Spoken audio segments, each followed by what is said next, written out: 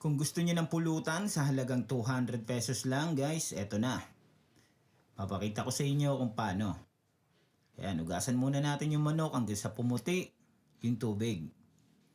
Paulit-ulit lang nating hugasan guys para malinis yung manok. Tanggalin natin yung mga natirang buhok. Linisan lang natin muna yung manok. Nabili ko yung manok sa halagang 150 pesos. Yan, kuha tayong strainer.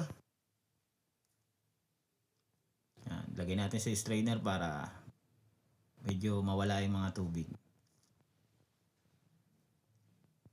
Hiwa tayo ng luya. Nabili ko nga pala yung luya, sibuyas, siling green at saka atsuete sa halagang 50 pesos. Bali 200 pesos. Balatan natin yung sibuyas kasi natin. Ay, luya. Kasi natin yan. Hiwain natin ng maliliit. Durugin natin guys. Hanggang sa madurog yung luya para makain natin sa sabaw. Para pati luya makain.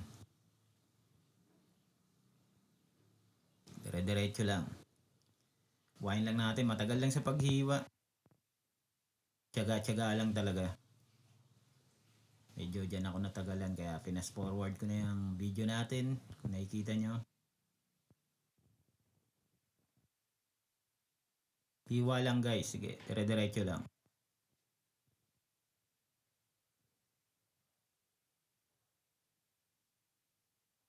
Yan, kung nakikita nyo. Iniwa-iwa ko siya na maliliit.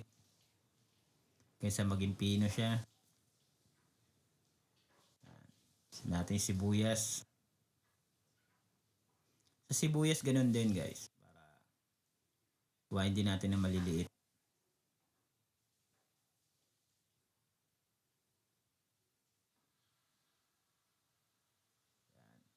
Iwain natin na maliliit yung sibuyas.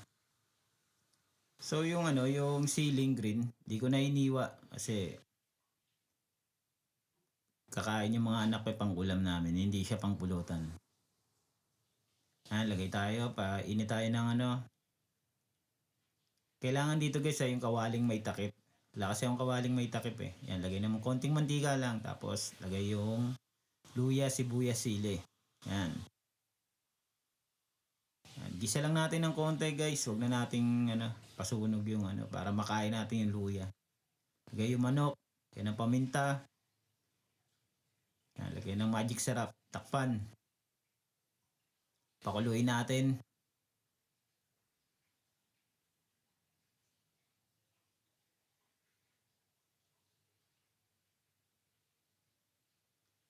Pakuluin natin guys hanggang sa kumulo. Pag kumulo na yan guys, pag kumulo na siya, patayin natin ng 10 minutes. Patayin natin, after 10 minutes, buksan ulit natin yung kalana para yung manok mapalambot natin.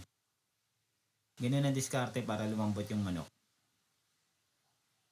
Lagyan natin ng suka, toyo. Yung iba, nilalagay dito, patis lang guys. Okay na. Pero kasi paborito ng mga anak ko yung medyo parang adobo. Kaya nilagyan ko ng suka para hindi rin masira. Para hindi rin siya masira agad. Pag kumulo na, lagyan natin ang aswete. Depende sa timpla nyo guys ha. Pwedeng patis lang yan. Kahit walang suka. Pero para hindi masira, kung marami, para di siya masira, lagyan nyo ng suka. Kung gusto nyong medyo lasang adobo, toyo ang ipang-alat nyo. Pero ang tunay na luto talaga dyan, patis ang nilalagay dyan.